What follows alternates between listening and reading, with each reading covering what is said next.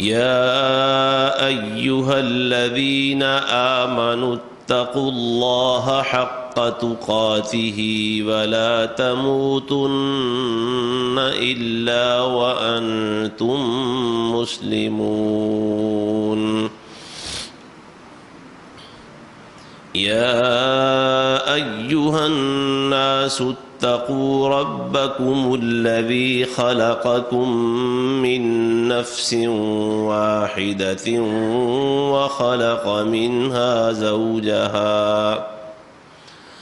وخلق منها زوجها وبث منهما رجالا كثيرا ونساء واتقوا الله الذي تساءلون به والأرحام إن الله كان عليكم رقيبا يا أيها الذين آمنوا اتقوا الله وقولوا قولا سديدا يصلح لكم أعمالكم ويغفر لكم ذنوبكم ومن يطع الله ورسوله فقد فاز فوزا عظيما اللهم صل على محمد وعلى آل محمد كما صليت على إبراهيم وعلى آل إبراهيم إنك حميد مجيد اللهم بارك على محمد وعلى آل محمد كما باركت على إبراهيم وعلى آل إبراهيم إنك حميد مجيد أما بعد فإن خير الحديث كتاب الله وخير الهدي هدي محمد صلى الله عليه وسلم وشر الأمور محدثاتها وكل محدثة بدعة وكل بدعة ضلالة والضلالة في النار سبحانك لا علم لنا إلا ما علمتنا إنك أنت العليم الحكيم اللهم انفعنا بما علمتنا وعلمنا ما ينفعنا وزدنا علما الحمد لله على كل حال ونعوذ بالله من حال أهل النار رب أعوذ بك من همزات الشياطين وأعوذ بك رب أن يحضرون أعوذ بالله السميع العليم وبوجهه الكريم وسلطانه القديم من الشيطان الرجيم قل إنما أنا بشر مثلكم يوحى إلي أنما إلهكم إله واحد فمن كان يرجو لقاء ربه فليعمل عملا صالحا ولا يشرك بعبادة ربه أحدا اے پیغمبر صلی اللہ علیہ وسلم لوگوں کو بتا دیں کہ میں تو بس تمہارے جیسا ایک انسان ہوں،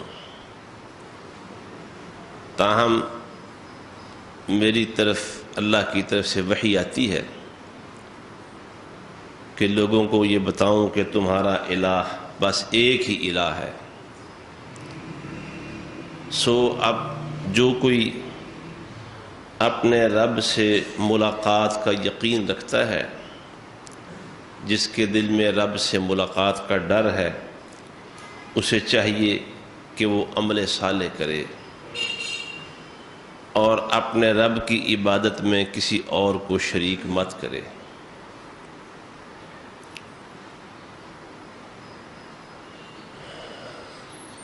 نبی علیہ السلام کی نبوت اور رسالت کا مقصد اور پیغام یہاں واضح کیا جا رہا ہے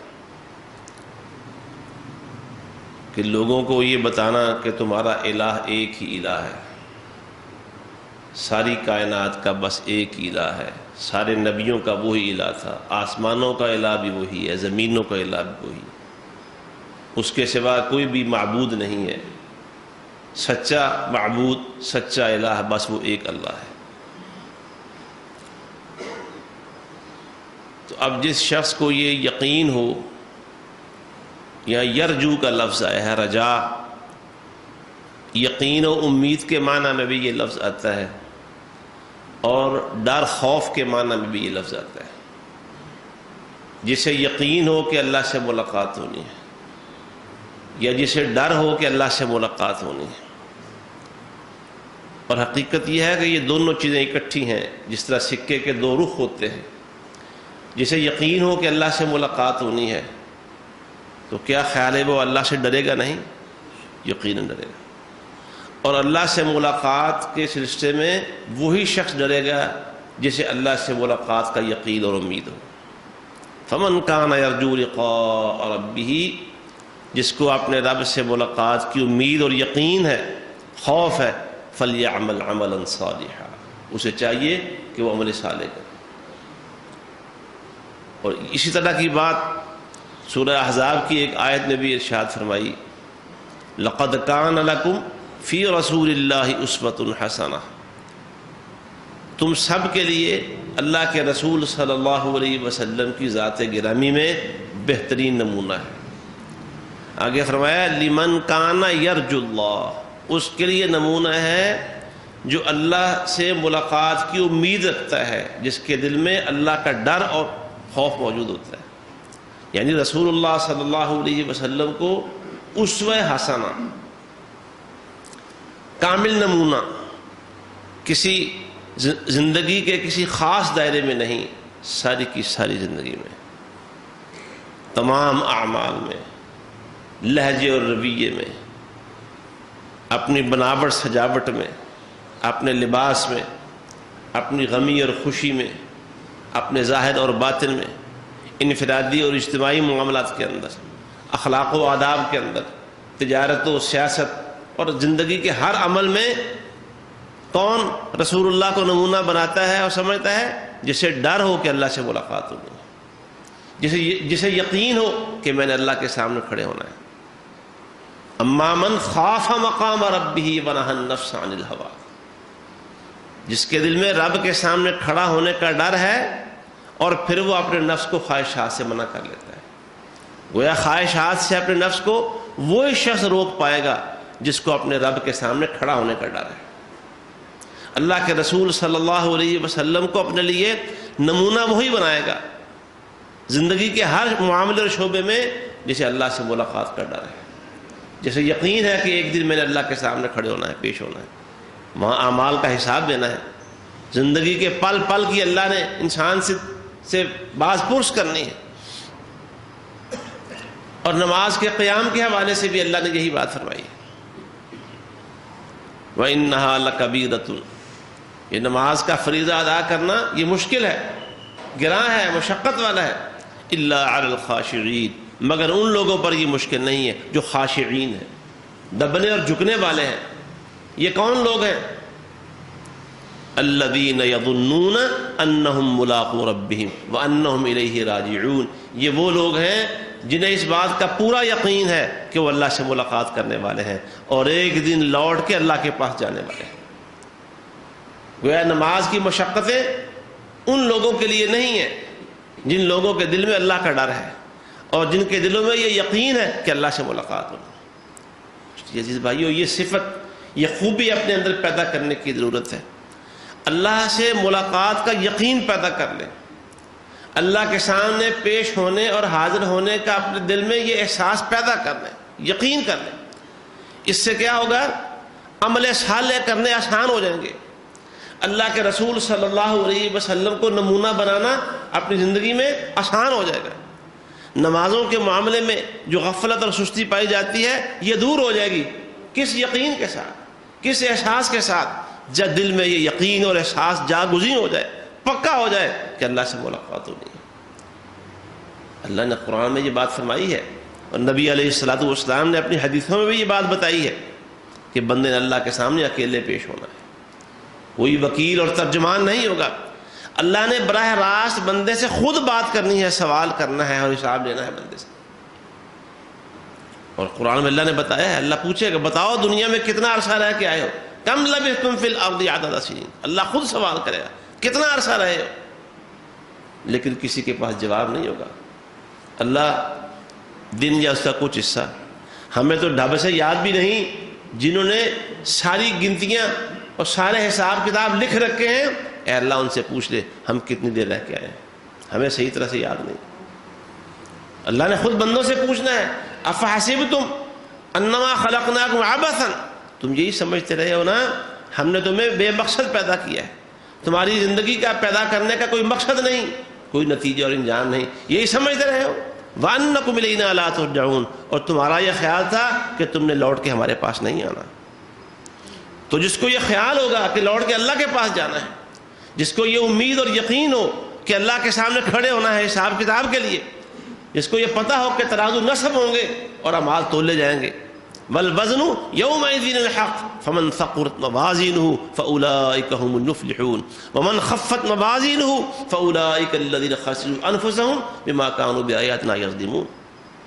اعمال تولے جائیں گے، جن کے نیکیوں والے پلڑے بھاری ہو جائیں گے وہ فلاح پائیں گے، اور جن کے نیکیوں والے پلڑے ہلکے ہو جائیں گے وہ گھاٹا پائیں گے۔ اور وہاں گھاٹا یہ پیسوں کا گھاٹا نہیں ہے، یہ جو کاروبار کرتے ہیں اس کا گھاٹا نہیں ہے، یہ مونگ پھلی اور ریوڑی کا گھاٹا نہیں ہے، وہاں گھاٹا یہ ہے جس کے اعمال نیکیوں والے کم ہو گئے وہ جہنم کا ایندھن بن جائے گا، یہ گھاٹا ہے وہاں۔ تو آئیے رسول اللہ صلی اللہ علیہ وسلم کو اپنی زندگی کے لیے کامل ترین نمونہ سمجھتے ہیں، کہتے یہی ہیں کہ رسول اللہ صلی اللہ علیہ وسلم ہی کامل نمونہ ہے، لیکن یہ عملاً کر کے دیکھا۔ کرے گا کون؟ جس کے دل میں اللہ کا ڈر ہوگا، اللہ خود قرآن میں کہتا ہے۔ کرے گا کون؟ جس کو یہ یقین ہو کہ اللہ سے میری ملاقات ہونی۔ نماز کے معاملے میں سستی سے کون بچے گا اور عمل صالح کے لیے محنت کون کرے گا؟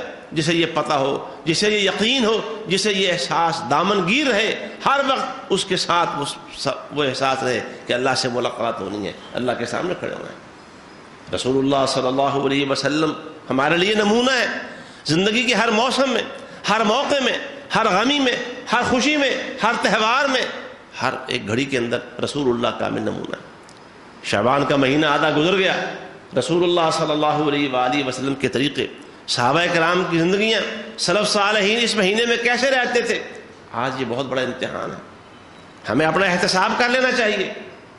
یہ شعبان کا مہینہ جو رمضان سے پہلے آ رہا ہے، اس حوالے سے اہل علم نے اس موقع کو، اس کی قدر و قیمت کو سمجھانے کے لیے مثالیں دی ہیں۔ کسی نے یہ کہا کہ پہلے بیج بویا جاتا ہے زمین میں، زمین تیار کر کے، پھر پانی دیا جاتا ہے، پانی دینے کے بعد جب فصل تیار ہوتی ہے پھر اس کی کٹائی کا موسم ہوتا ہے۔ بیج ڈالنا، پانی دینا اور پھر کٹائی کرنا۔ کہتے ہیں رجب کا مہینہ یہ بیج بونے کا مہینہ تھا، اور یہ شعبان کا مہینہ یہ پانی دینے کا مہینہ ہے، یہ پانی دینے کا مہینہ ہے، اور رمضان کا مہینہ وہ اعمال صالحہ کی کٹائی کا موسم ہے۔ کٹائی کا موسم ہے، وہ جس نے بیج ڈالا وہی پانی دے گا، اور جو پانی دے گا وہی کٹائی کرے گا. جس نے بیج نہیں ڈالا اور وہ پانی کیسے دے گا؟ جب پانی نہیں دے گا تو کٹائی کس چیز کی کرے گا؟ وہ بیج ڈالنے کا مہینہ وہ رجب کا مہینہ ہے. رسول اللہ صلی اللہ علیہ وسلم اس مہینے میں چونکہ کثرت سے روزے رکھتے تھے، قرآن کی تلاوت بڑھا دیتے تھے. سیدنا اسامہ بن زید رضی اللہ تعالیٰ عنہ بیان کرتے ہیں، میں نے رسول اللہ صلی اللہ علیہ وسلم سے پوچھا، اللہ کے نبی اس مہینے میں آپ بہت روزے رکھتے ہیں باقی مہینوں کے مقابلے میں رمضان کے بعد، اس کی وجہ کیا ہے؟ آپ نے ارشاد فرمایا ذاک شہر یغفل عنہ الناس، یہ ایک ایسا مہینہ ہے لوگ اس سے غافل ہیں. پہلی بات، لوگ اس سے غافل ہیں. دوسری بات آپ نے فرمائی اس مہینے میں بنی آدم کے اعمال اللہ کے ہاں پیش کیے جاتے ہیں. دو باتیں ہو گئی. تیسری بات آپ نے یہ ارشاد فرمائی میری یہ خواہش ہے کہ میرے عمل اللہ کے ہاں پیش ہوں تو میں روزے کی حالت میں ہوں. تین باتیں آپ نے ارشاد فرمائی. پہلی بات کہ یہ مہینہ فرمایا یہ رجب اور رمضان کے درمیان ایک مہینہ ہے، اس مہینے سے غافل ہے لوگ. رجب کا مہینہ ذرا اس پہ بھی غور کر لیں، وہ اللہ کے حرمت والے 4 مہینوں میں سے ایک مہینہ ہے رجب. رجب کی شان یہ کہ حرمت والا مہینہ ہے، اور رمضان یہ نزول قرآن کا اور صیام و قیام کا مہینہ ہے. ان دونوں مہینوں کے درمیان یہ مہینہ جو شعبان آ رہا ہے، فرمایا لوگ اس سے غافل ہیں، اس کی قدر و قیمت سے غافل ہیں، اس کی اہمیت سے غافل ہیں، لوگ اس کا دھیان نہیں کرتے. اور یاد رکھیں جس چیز سے جس موقع سے لوگ غافل ہوں اس چیز میں اور اس موقع پر اللہ کی عبادت کرنا، اللہ کو یاد کرنا، یہ زیادہ فضیلت و مقام رکھتا ہے. جیسے بازار اللہ کے رسول صلی اللہ علیہ وسلم نے فرمایا کہ سب سے اللہ کو ناپسندیدہ جگہ بازار ہے، اور یہی وجہ ہے بازاروں میں جب کہ لوگ سودا باؤ تاؤ خرید و فروخت یہ دیکھ رہے ہیں وہ دیکھ رہے ہیں، سودے کا انتخاب کر رہے ہیں، وہاں ایک شخص سب لوگوں کی اس غفلت میں اس ہمہ ہمی میں اللہ کو یاد رکھتا ہے، تو وہاں اللہ کو یاد کرنا زیادہ فضیلت کا باعث ہے. بازار کی دعا کم از کم پڑھ لینا، بازار داخل ہوتے ہوئے دعا پڑھنا، لا الہ الا اللہ وحدہ لا شریک لہ لہ الملک ولہ الحمد یحیی ویمیت وہو حی لا یموت بیدہ الخیر وہو علی کل شیء قدیر. کروڑوں نیکیاں انسان کے نامہ اعمال میں درج کی جاتی ہیں جب بازار میں انسان اللہ کا یہ ذکر کرتا ہے، وظیفہ کرتا ہے. غفلت کے موقع پر اللہ کو یاد کرنا. نبی علیہ الصلوۃ والسلام نے مدینہ منورہ پہنچ کے جو ابتدائی واعظ کیے تھے لوگوں کو، ان میں سے ایک واعظ یہ بھی تھا کہ صلو باللیل والناس نیام، راتوں کو لوگ سوئے ہوئے ہوتے ہیں، نیند کے مزے لے رہے ہوتے ہیں، اللہ کی یاد سے غافل ہوتے ہیں، تم اس وقت کھڑے ہو کے اللہ کو یاد کیا کرو اور نماز ادا کیا کرو. وہ غفلت کے ٹائم پر، غفلت کے موقع پر اللہ کو یاد رکھنا یہ زیادہ قدر و قیمت والا ہے، یہ زیادہ فضیلت کا باعث ہے. لہذا رسول اللہ صلی اللہ علیہ وسلم نے فرمایا یہ ایسا مہینہ ہے لوگ اس سے غافل ہیں. دوسری بات فرمائی اس پہ لوگوں کے اعمال اللہ کے ہاں پیش ہوتے ہیں. ویسے تو ہر ہفتے میں اعمال پیش ہوتے ہیں، رسول اللہ صلی اللہ علیہ وسلم کی صحیح حدیث پہ سے بثابت ہے پیر اور جمعرات کو بنی آدم کے اعمال اللہ کے ہاں پیش ہوتے ہیں. وہ ایک ہفتہ وار روٹین ہے، یہ سالانہ روٹین ہے. وہ اللہ جو سینوں کے بیت جانتا ہے، وہ اللہ جو بندے کے ایک ایک عمل سے خود واقف ہے، لیکن اللہ نے فرشتوں کی ڈیوٹیاں لگا رکھی ہیں. اس مہینے میں انسانوں کے اعمال اللہ کے ہاں پیش ہوتے ہیں. گویا نبی علیہ الصلوۃ والسلام اس بات کو اللہ کے سامنے پیش ہونا اور اللہ کے سامنے عملوں کا پیش ہونا، اس بات کا ہمیشہ دھیان رکھتے تھے. پیر اور جمعرات کا روزہ بھی رسول اللہ صلی اللہ علیہ وسلم اسی وجہ سے رکھا کرتے تھے کہ ان دونوں دنوں میں اللہ کے عمل پیش ہوتے ہیں. شعبان میں بھی آپ اکثر روزے اس کے رکھتے تھے، اس مہینے میں اللہ کے عمل پیش ہوتے ہیں. اور تیسری بات آپ نے فرمائی میری یہ خواہش ہے جب میرے عمل اللہ کے یہاں پیش ہو رہے ہوں تو میں روزے کی حالت میں ہوں، عبادت کی حالت میں ہوں، نیکی کی حالت میں ہوں. اس لیے اس مہینے میں تلاوت قرآن رسول اللہ صلی اللہ علیہ وسلم کے اصحاب اور اصحاب کے آگے شاگرد تابعین وغیرہ یہ اس مہینے میں بہت محنت کرتے تھے. کئی تو ایسے لوگ تھے اللہ کے نیک بندے خوش نصیب کہ شعبان آنے سے اپنے کاروبار بند کرتے تھے، دکانیں بند کر کے تالا لگا کے مسجدوں میں بیٹھ جاتے تھے اور سارا دن قرآن مجید کی تلاوت میں مصروف ہوتے تھے. رمضان میں نہیں، یہ بات رمضان کی نہیں ہو رہی، یہ بات شعبان کے مہینے کی ہو رہی ہے، یہ تیاری ہو رہی ہے. اور شاید عمر بن قیس رحمہ اللہ وہ کہا کرتے تھے جس شخص نے رمضان کے لیے اپنے آپ کو اس مہینے میں تیار کر لیا، شعبان میں رمضان کے لیے اس مہینے میں تیار کر لیا، اپنی اصلاح کر لی، اپنے آپ کو سیدھے راستے پر ڈال لیا، وہ شخص تو بڑا خوش نصیب ہے، وہ سعادت مند انسان ہے۔ سلف صالحین انتظار اور دعائیں کرتے کرتے جب شعبان کا مہینہ آتا تھا، شعبان میں قرآن زیادہ پڑھتے، صدقہ و خیرات زیادہ کرتے، زکاتیں دے دیتے، اور کئی ایسے بھی لوگ تھے شعبان کے مہینے میں ہی اپنے غلاموں کے اوپر جو ماہانہ ان کی ذمہ داری ہوتی تھی کہ تم نے جتنا بھی کمانا ہے اس میں سے اتنا کما کے لا کے اپنے آقا کو دینا ہے، مالک کو دینا ہے، شعبان کے مہینے سے ان سے وہ لینا بند کر دیتے تھے، ان کے اوپر آسانی کر دیتے۔ حالانکہ رسول اللہ صلی اللہ علیہ وسلم نے رمضان کے حوالے سے فرمایا کہ تمہارے پاس کوئی خادم ہو، نوکر چاکر ہو، غلام ہو، تو رمضان کے مہینے میں اس کی مشقت کم کر دو تاکہ وہ آسانی سے روزہ رکھے۔ سلف صالحین شعبان کے مہینے سے اس کا آغاز کر دیتے تھے۔ ہمارے بہت سارے مسلم حکمران ایسے تھے جو قیدیوں کو اپنے ہاں بلواتے اپنے درباروں میں، قیدیوں کو، اور اگر کسی کے اوپر اللہ کی حد کا معاملہ ہوتا جو مؤخر تھا، ملتوی تھا، اللہ کی حد اس پر نافذ کر دیتے شعبان کے مہینے میں ہی، اس کے آغاز پر ہی، اور اگر حد کا معاملہ نہ ہوتا، کچھ چھوٹے موٹے جرائم ہلکے پھلکے ہوتے تو انہیں آزاد کر دیتے تھے، معاف کر دیتے تھے۔ یعنی شعبان کے مہینے میں پورا ماحول تبدیل ہو جاتا تھا، نظام زندگی بدل جاتا تھا، زندگی کا رنگ ڈھنگ بدل جاتا تھا۔ کیوں؟ رمضان آ رہا ہے، یہ شعبان سے اس کے لیے آغاز کر دیتے تھے، شعبان کے مہینے میں۔ اور شعبان کے مہینے میں یہ عبادت کی اتنی محنت، اس کو اس طریقے سے بھی آپ سمجھ سکتے ہیں۔ اللہ تعالیٰ نے 5 نمازیں مسلمانوں پر فرض کی ہیں۔ آپ دیکھ رہے ہیں ہر نماز کی جو فرض رکعات ہیں وہ الگ ہیں، سنت الگ ہیں، مؤکدہ اور غیر مؤکدہ عام طور پر اس کی تقسیم کی جاتی ہے۔ فرض نماز فجر کے وقت 2 فرض ہیں، لیکن ساتھ 2 سنتیں پہلے، کسی وجہ سے پہلے انسان نہ پڑھ سکے بعد میں پڑھ لیں۔ ظہر کی نماز کے لیے 4 فرض ہیں، لیکن پہلے 4 سنتیں ہیں اور بعد میں 2 سنتیں ہیں۔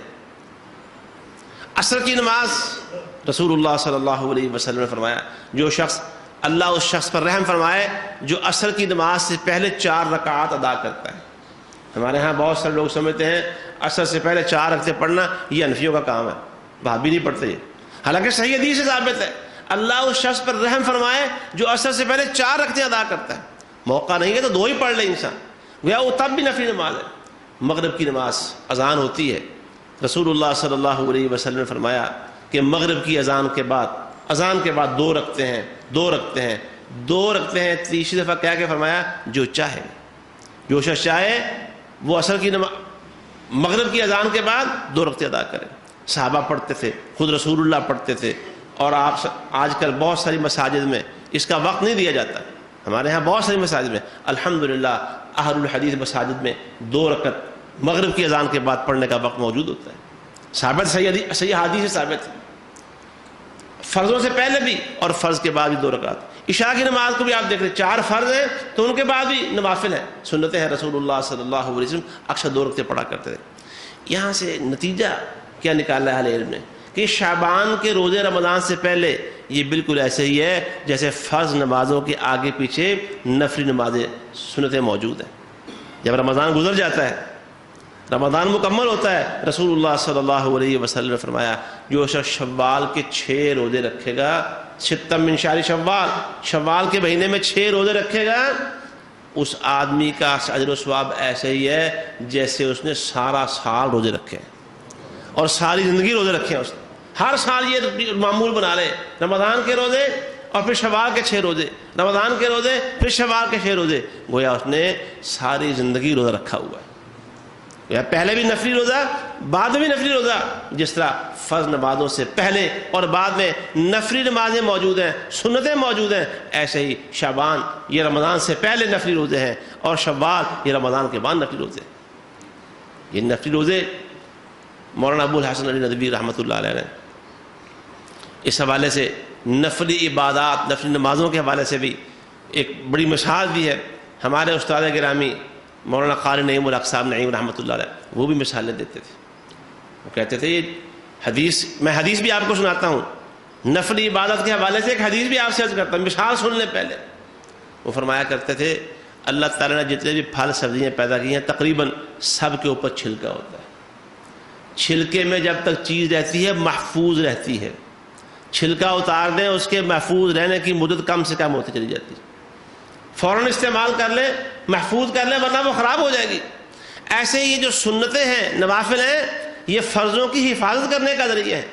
آگے پیچھے سے آپ سنتیں اتار دیں، آپ کے فرض زیادہ دیر تک محفوظ نہیں رہ سکتے۔ یہ تو مثال ہے ایک سمجھنے کے لیے کہ فرضوں کی حفاظت کے لیے نوافل ہیں، فرض روزوں کی حفاظت کے لیے نفلی روزے، فرض نمازوں کی حفاظت کے لیے نفلی نمازیں، سنتیں وغیرہ۔ حدیث کیا ہے رسول اللہ صلی اللہ علیہ وسلم کہ قیامت والے دن جب انسان کے اعمال تولے جائیں گے بنی آدم کے، اللہ سبحانہ و تعالیٰ فرمائے گا ذرا دیکھو بھائی فرشتو، کیا اس حل لہ من تطوع، کیا اس کی کچھ نفلی چیزیں ہیں؟ اگر اس کے پاس نوافل ہوں گے تو فرضوں میں جو کمی رہ گئی ہوگی، کمی کا مطلب یہ نہیں جو فرض چھوٹے ہوئے ہوں گے، چلو چھوٹے بھی ہوں گے لیکن اصل معنی کیا ہے؟ فرض اس درجے کے نہیں ہیں جو اللہ کے ہاں قبولیت کا درجہ اختیار کرے، کمزور رہ گئے، ڈھیلے رہ گئے، توجہ نہیں ہے، غفلت ہے۔ کھڑا نماز میں ہے، دکانوں کا حساب ہو رہا ہے، کھڑا نماز میں ہے، لوگوں سے جھگڑوں کے جواب دے رہا ہے، کھڑا نماز میں ہے، سفر کی پلاننگ کر رہا ہے، کھڑا نماز میں ہے اور دیگر معاملات نماز کے اندر ڈسکس کر رہا ہے۔ نماز فرض اس قابل نہیں تھی کہ اللہ کے یہاں قبول ہو جائے، سکم رہ گیا ہے، کمزوری رہ گئی ہے، قبولیت کے درجے پر پہنچ نہیں پا رہی۔ اللہ فرمائے گا جو کمیاں رہ گئی ہیں اس کے نفلوں سے پوری کر دو، فرض نمازوں میں کمی ہے نفلی نمازوں سے پوری کرو، فرض روزوں میں کمی ہے نفلی روزوں سے پوری کر دو، اور جو زکوٰۃ دی تھی اللہ کے راستے میں، فرض زکوٰۃ دی تھی اس میں کمی رہ گئی ہے، جو صدقے دیتا رہا اس سے کمی پوری کر دو۔ یہی تو وہ بات ہے جو سورہ مومنون میں اللہ نے فرمائی کہ جو بھی نیک اعمال کرتے ہیں، اللہ کے راستے میں خرچ کرتے ہیں یا اور اس کے علاوہ عبادات کرتے ہیں، ڈرتے رہتے ہیں اللہ تعالیٰ سے کہ پتہ نہیں اللہ کے ہاں قبول ہوا ہے کہ نہیں ہوا۔ اللہ یہ اس بات کا ڈر رہتا ہے، نماز پڑھی ہے پتہ نہیں قبول ہوئی ہے کہ نہیں ہوئی۔ ہمارے سلف صالحین نے یہی تو بات بتائی ہے کہ نماز کا سلام پھیرتے ہیں سب سے پہلے رسول اللہ صلی اللہ علیہ وسلم کی سنت کے مطابق کہتے ہیں اللہ اکبر، اے اللہ تو سب سے بڑا ہے، جتنا تو بڑا ہے، اے اللہ جتنی تیری شان اور عظمت ہے اس کے مطابق میں نماز نہیں پڑھ سکا، تو اس سے بہت بلند ہے میرے نماز پڑھنے سے، جو عبادت میں نے کی ہے تیری شان اس سے اور بہت بلند ہے، اے اللہ جو کمی رہ گئی ہے میں تجھ سے معافی مانگتا ہوں، استغفر اللہ استغفر اللہ استغفر اللہ۔ لیکن معاملہ یہ ہے جیسے ہم نمازوں میں غافل رہتے ہیں ایسے نمازوں کے بعد بڑے اذکار سے بھی غافل رہتے ہیں۔ اللہ اکبر کیوں ہے، استغفر اللہ کیوں ہے، اللہم انت السلام کیوں ہے، پتہ ہی نہیں۔ نمازوں میں بھی غافل اور نماز کے بعد والے اذکار سے بھی غافل، نہ نماز کا پتہ کہ کیا پڑھا اور کیوں پڑھا، نہ نماز کے بعد کا پتہ کیا پڑھا اور کیوں پڑھا۔ تو حضرات یہ شعبان کے روزے یا اس کے جتنے بھی نفلی اعمال ہیں، تلاوت قرآن ہے، یہ رمضان کی تیاری ہے، یہ رمضان کے لیے اپنے آپ کو تیار کرنا ہے۔ پہلے گراؤنڈ تیار کی جاتی ہے، پہلے میدان ہموار کیا جاتا ہے، پھر اس کے اندر فصل تیار ہوتی ہے۔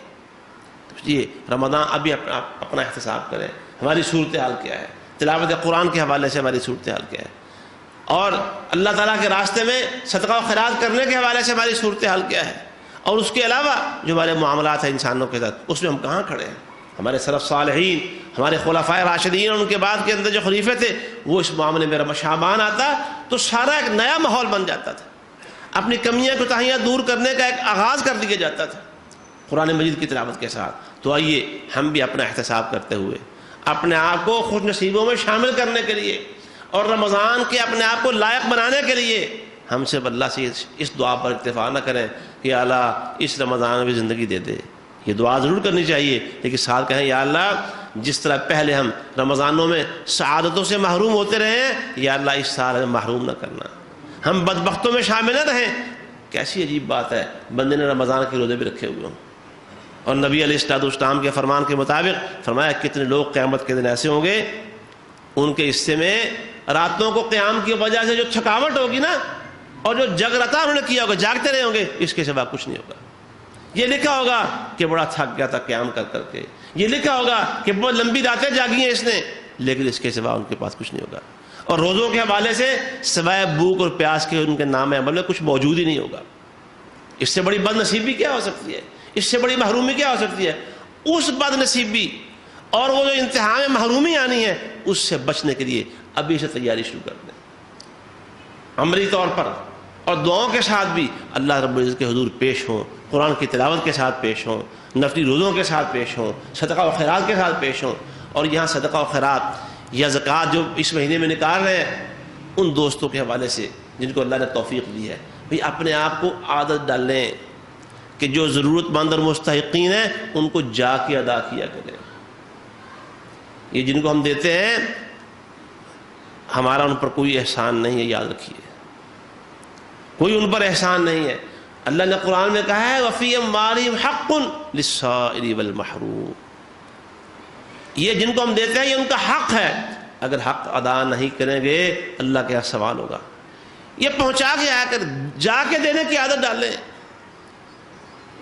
آج کل ایسا وجہ یہ زکوٰۃ کیوں ہے، صدقہ و خیرات کیوں ہے؟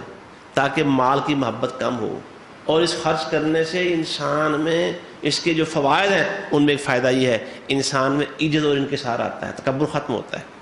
لیکن جب لوگوں کو بلا بلا کے دروازوں پہ دیتے ہیں اور بعض لوگ قطار لگوا لیتے ہیں، اس سے انسان کا تکبر صرف یہ کہ ختم نہیں ہوتا بلکہ وہ بڑھتا رہتا ہے، نمائش بڑھتی ہے.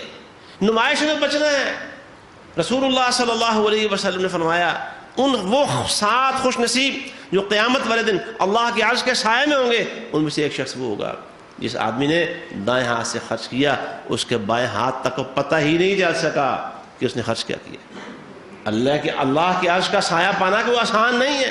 اللہ کے عرش کے سائے میں کھڑے ہونا کوئی معمولی بات نہیں ہے، یہ کوئی چھوٹا موٹا پروٹوکول نہیں ہے. اور ہمارے علاقے میں کوئی بڑا شخص آ جائے، ایم پی ایم این اے کے وزیر آ جائے، اس کے ساتھ کھڑا ہو کے سیلفی بنانے کا موقع مل جائے، ہمارے پاؤں زمین پہ نہیں لگتے.